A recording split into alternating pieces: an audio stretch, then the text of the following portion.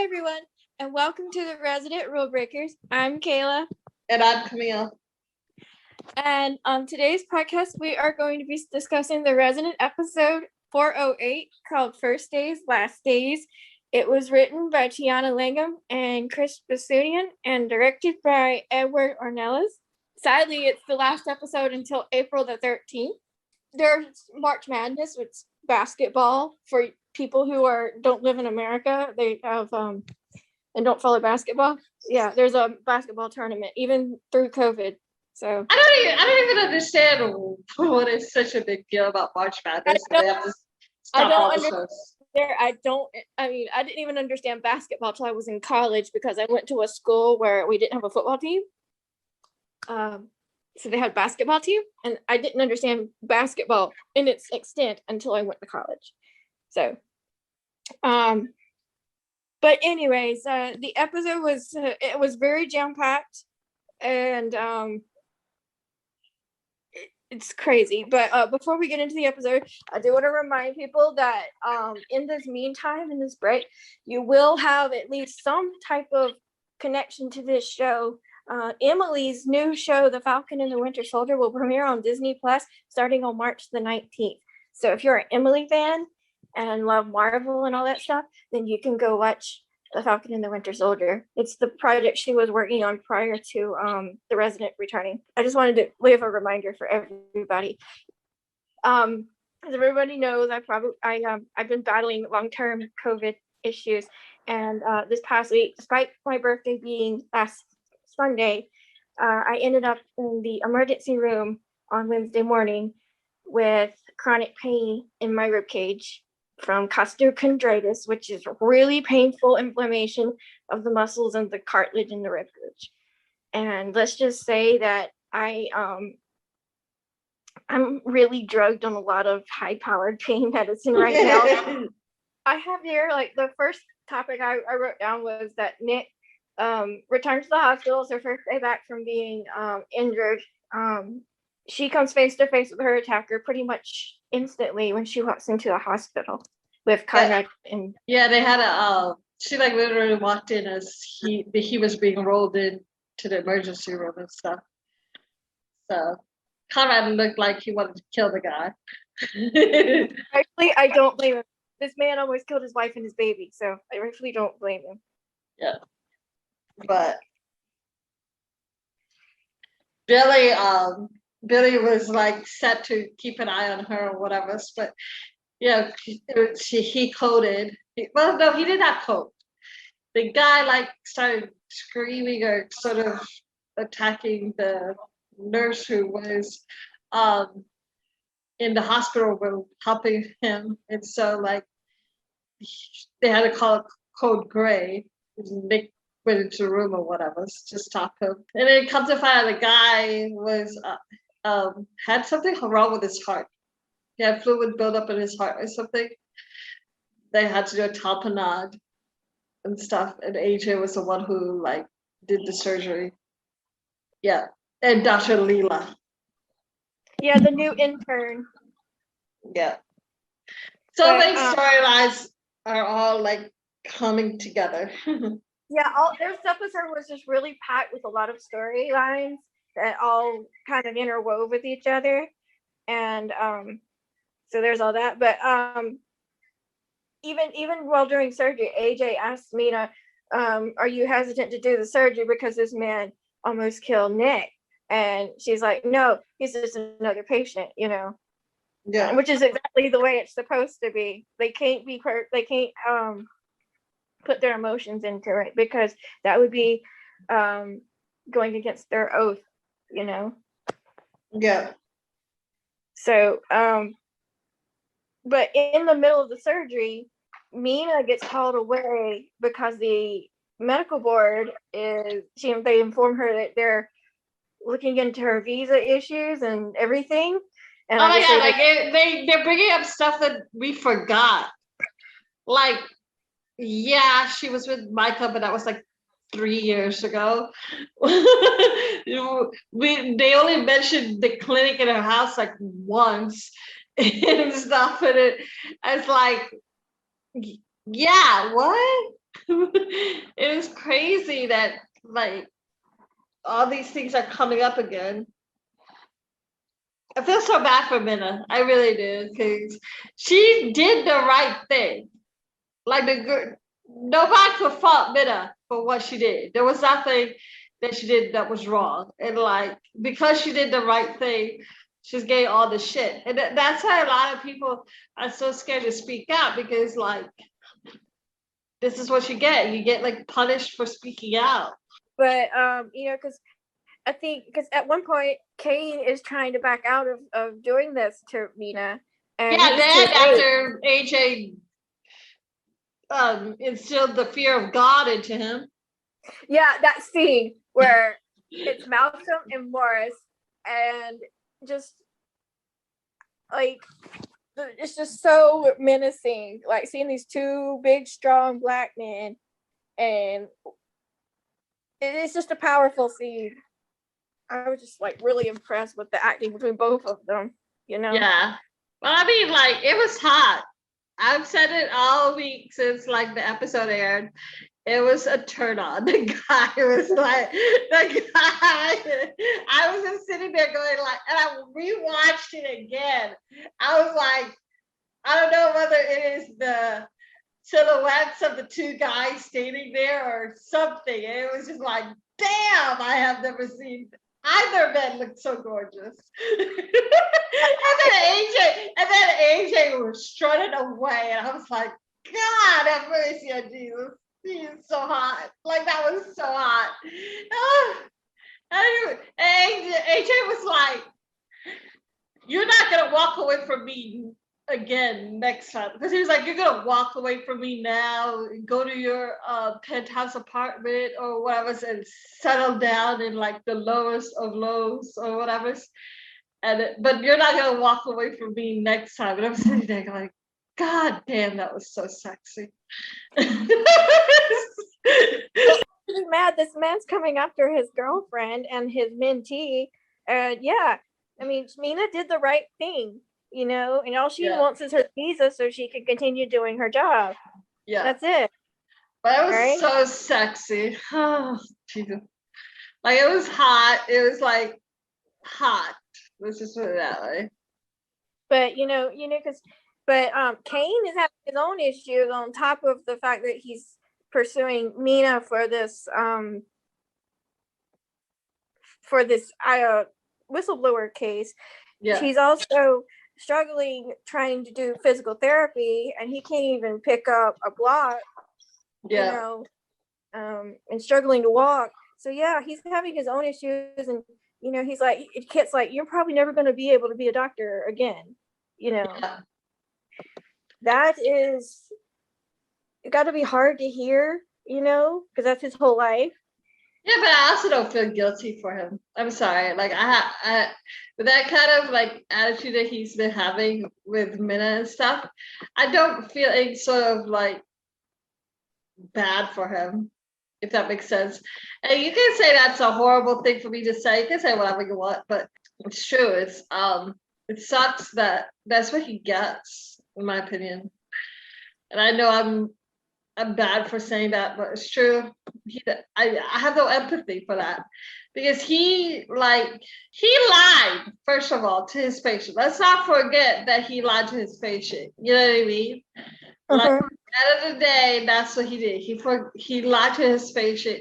He put his patient in danger, kind of thing, for his ego or whatever. And then his patient got COVID because of it. Which, by the way, like I can't imagine recovering from just that type of surgery that he had, but getting COVID on top of that.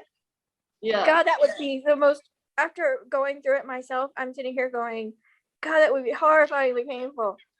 I can't imagine what this man went through.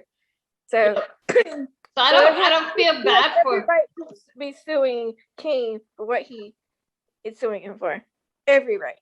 And then so I have no sympathy for Cain. They're trying to show a humanized version of him, but it's just too late. Just too late. And then because Cain can't really return to his post, the neurosurgery department's kind of floundering, and Kit comes up with a solution to bring Billie back in, despite the issues Billie has. She brings her back in and reinstates her residency. Yeah. So Billie, like, come on, like, guys, I know there's some people who don't like her, but the fact is Jessica Lucas was cast as a main character, so we always knew that she was going to be kept on. It wasn't But something I don't know for how long she's gonna is because I mean like it could be like a one season like they did with Lane. Lane was a main cast member, but she was really only main cast member for one season. But yeah, I just wanted to bring that up, that she is credited with main cast. So I was expecting her to stay on a little bit longer. So she is, and she will be, and she'll be continuing her Residency to keep the neurosurgery department alive at Chastain. So the other thing I wanted to bring up about Billie was that she admits to Nick that she's a rape victim. Oh, she was 13 years old too. Yeah, I mean, maybe it was the reason. She was like, maybe that was the reason why they didn't talk for so long. One of the reasons. Who knows? She was trying to explain her reasoning. I don't know, but we'll see as they try to continue the storyline what they do. Conrad, Bell, and Kit have a patient, a girl, who thinks she has Huntington's disease because her father had it. And Huntington's disease is a genetic neurological degenerative disorder that pretty much attacks your brain and your nerves to the point where like you can't, you're invalid to the point where you can't take care of yourself. You know what I mean?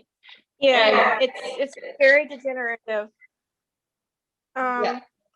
But the thing is, Conrad, always has these moments where he's like, something's off here, and in this case, he was right, and he was able to give her a proper diagnosis, and this girl was able to get a happier life with her new husband. So it was so cute though, because finally, we got like some talks of a Feldmore wedding. If they like went through the whole freaking season after like they're not even engaged. 8 episodes, and we don't get anything about Jessica and Irving's wedding, and then finally they mention it. And Jessica loves horror movies, so they're gonna have a horror movie themed wedding, which is Aquarian.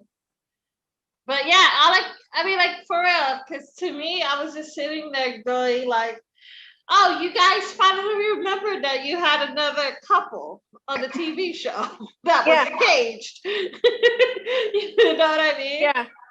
It was like they totally have forgotten and relegated Jessica and Irving back to like supporting characters who barely had any lines. The whole first 7 episodes of the season. So hopefully we'll in the next 6 episodes get to see that wedding. That's the hope. I mean, Amy did tell us we're getting weddings plural. Yeah. So like, y'all better like not tell us something else. Yeah. And then of course, we've mentioned her before. Devin has a new intern. Yeah. She has dyslexia. I like her already. I like her. I do. I like she's her. Played by Anuja. She's played by Anuja Bomashi or something. I can't say her name. She's an Indian actress. From India, not Native American. I'm not trying to be like, rude. No, she's Indian, and I have a feeling they brought her in to be a love interest for Devin. Yes. Anuja Joshi. That's her name. That's the actress's name is Anuja Joshi. I looked her up. She's actually done several like Netflix series or web series, but this is like the first TV show that she's done in America specifically. But her family's from India, but she was born here in the United States, so she's Indian American. But yeah, Just like Manish is. Manish is of Indian descent, but he was born in America. yeah. So, but yeah, I like her. I like first of all, I like the fact that they're I wish we could talk to someone who has dyslexia to see how well they're how accurate they're representing the learning disorder. But I like how they have, you know, she's working so hard to be a doctor despite her learning disability. And that's something that a lot of people don't realize is like with the disabled community, we can do the same things that most everybody else can do. It's just we have to work harder to Yes. do it. Yes, I've had to overcome the side effects of my medications and everything else, and it's difficult, you know. Yeah. So I tell people all the time, like who somehow like think that we're lazy folks or whatever. So like, okay, what about this? I have your life where you work 40 hours a week, and you have my life where you be disabled 24 hours a day. And while I don't have a physical disability, the last 6 weeks of my life had pretty much put me there. Yeah. Unfortunately. But before COVID, like I was working 40 something hours a week, but I do have an invisible disability, and that's a totally different ballgame. And it still holds me back from things. It makes me make decisions differently. And so I do understand with the dyslexia, like no one would know she has it unless she brought it up, which is exactly what happened in the episode. So in that case, yes, I do understand what she's going to, even though my disability is a neurological disorder, totally different ballgame. But yeah, I do get it. So I'm really excited to see where this goes. Like, but then again, they also bring the princess back in. Yeah. And she's had a baby. And you're like, what the crap? Because like the timing, I don't know. It doesn't make sense that this is Devon's baby, but even though she says it's Devon's baby, so I don't think that is Devon's baby. No, because I mean this is like okay, so based on the timeline, right? This was so after COVID, right? And when did the princess last appear on the rest? She was in 4-1, but it was, I think, before the wedding, before the conic wedding. So I don't necessarily know how many. It can't be that much. The conic wedding. She was not in 4-1. Yeah, she was. Doing what? The princess? Yes. Devon kissed her. Huh. Devon what? He kissed her. He kissed her goodbye. I don't remember anything about Devon being on the. No? Yeah. Hey. There's a scene. Hey. Last time I remember seeing her was in 3. Season 3. Well, there's a girl in 4-1 that he kisses. Oh well. Anyway, I don't know. I honestly don't. Well, maybe it is Devon's baby, but that looks like a big baby. But then again, it's put of clothes, so I don't know. I mean, like, based on the timing, if you're saying that he was there, no, I honestly don't think it's Devon's baby. I'm having a hard time believing it's Devon's baby because this was before she was last there before the conic wedding, right? We assume Connick Wedding is at least Nick is 6 months pregnant plus a year. I mean, like there may be some leeway depending on how old the baby is.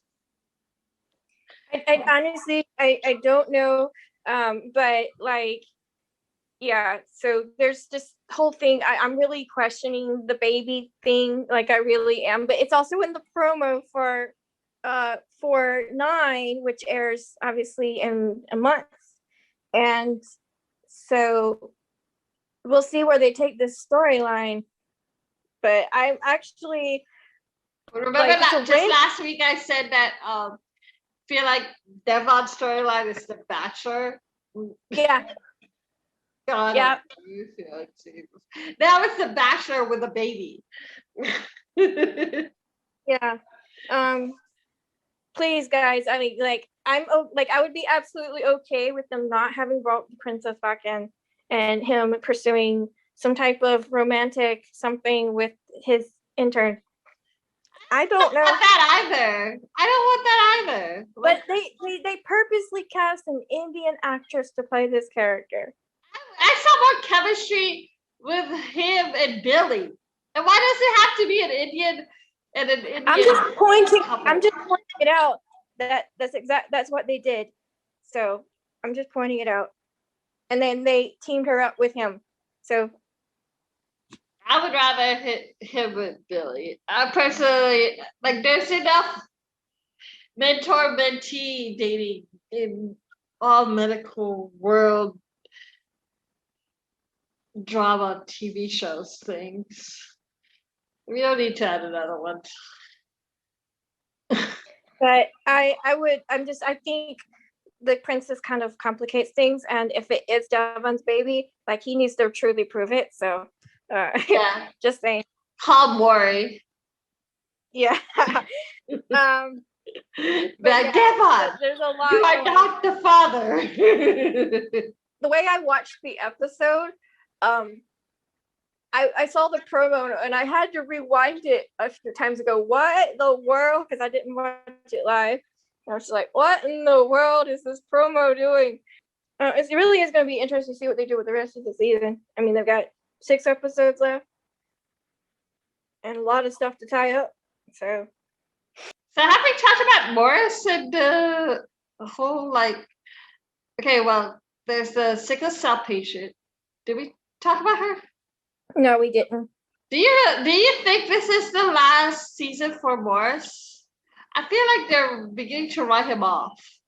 I don't know. Like, it doesn't make sense for them trying to continue him, because, like, his character can't perform surgery.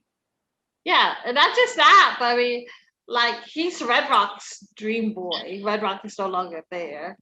So, like, why is he still around? Even Bell is like, you should just cut him off. Nobody wants him in the hospital. Poor Cain. And honestly, the character's there probably because Morris has a contract. That's the only reason. Yeah.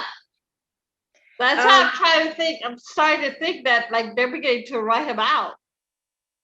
Because they gave him this hand thing that has like a 50% chance of being cured. It doesn't look good. Kit has just about given up on him as well. Nobody wants him there. AJ, the closest he could probably ever get to having an ally, has about given up on him, and it's about this close to beating the shit out of him. Bell, the guy who, like, has had the biggest turnaround in character development, has also given up on him. I mean, like, if the one person who, was a villain in the beginning and is now a good guy sees that you have no hope, I don't think you have hope. Yeah, exactly. So it's just like 6 episodes. We'll see what they do with him. But like everything I've seen, like, from the writers, they're saying no, but like the writing's on the wall here. So It just I makes mean, there's why did he leave when Red Rock left? I thought he was still in cahoots with Red Rock unless they cut ties. because Morris has a contract and they have to fulfill it. But then why didn't they like fill up that storyline as to why is he still with Red Rock? Like, you know what I mean? Like, did Red Rock cut off ties with Morris? That's why I think they did because Kit says something to him like, if you want to be at Chastain, you're gonna have to play by our rules now, or something like that. Red Rock's gone. Yeah, I know that. But it's like crazy. But what's his ugh. Anyway, so but yeah, I honestly think that I love Morris. He's a good actor or whatever. But unless something drastic changes, I think this is their way of writing his character out. Yeah, I do too. Because there's just so many other characters that they're inserting in, like Billie, or the new Conrad, intern. Jake. Yeah. I was about to say Jake. That Cain is one, he's not really liked by many of the fans. Like, people love Morris Chestnut, but they don't like Cain. So if he went, I think a lot of fans would not be sad about it. Yeah. Despite loving Morris Chestnut. Yeah. So, and again, storyline wise, his character doesn't make sense anymore. No. You know what I mean? No. Like, storyline wise, he's not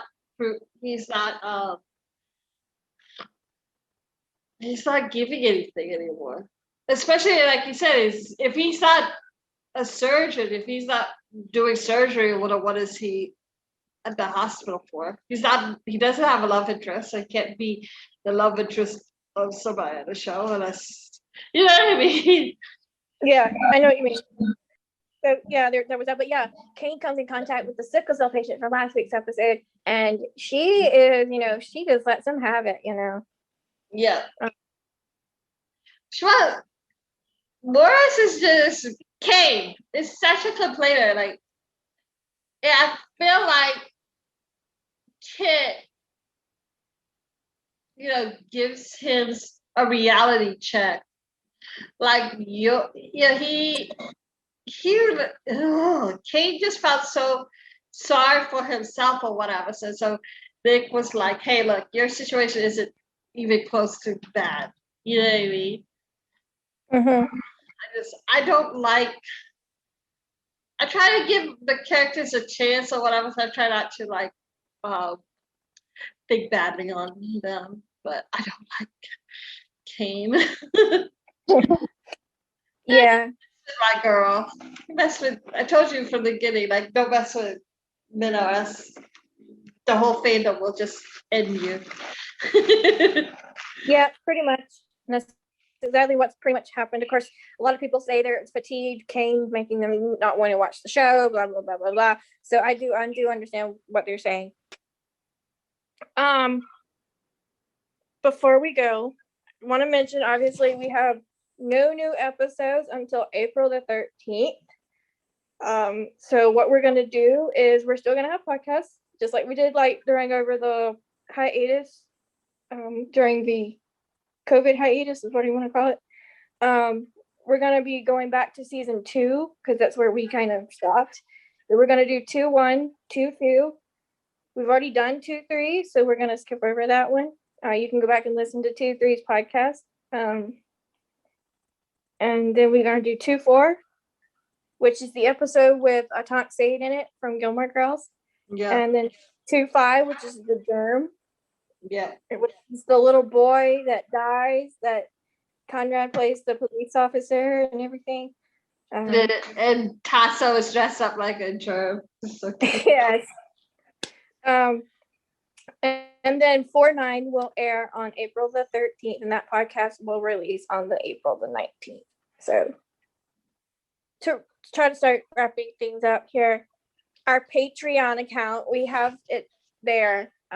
Sorry that there's really not been much going on. Like, honestly, except for recording my voice. I mean, I really have to give kudos to Camille because like I really haven't been able to do much of what I used to do for this podcast, which is pretty much a lot of it. And it's because I really have had trouble doing much of anything while I've been sick. So, like I said, we're hoping that maybe sooner or later we'll be able to get back. I'm getting better, day by day, and I'm able to return to normal duties. Anyway, so there's that. Remember that if you want to see something from Emily, you can go watch Falcon and the Winter Soldier next Friday, starting on from Disney Plus. So, and it's Disney Plus. If you don't have it, is worth the investment, even if you don't like Marvel. So, just letting you know. But there's stuff like if you do know Emily's character in the Marvel universe, there's stuff on Disney Plus already about her character and about how her character's journey has happened already. So you can go watch that as well. How do you listen to us? You can go to our Podbean, Apple Podcasts, Google Podcasts, Spotify, iHeartRadio. We have our YouTube channel.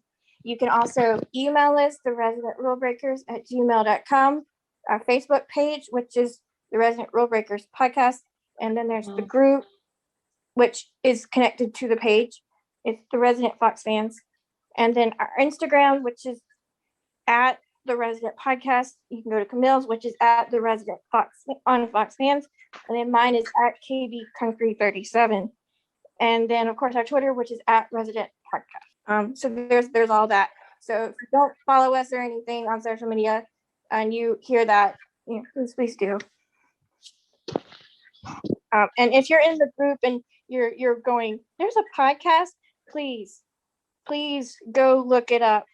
Because there's more than just these little discussion podcasts. We have interviews and everything else from over the past summer where we interviewed Malcolm and Bruce and Jessica and Radek. And Radek stepped in for me while I was really sick with COVID. And so there's other things too. So just letting you know, there's more than just these little discussions. So until next week, where we will be discussing episode 201, which is called 004230, which is the season 2 premiere. It's got the blackout and the explosion and all that. So till next week, I'm Kayla. And I'm Camille. Bye.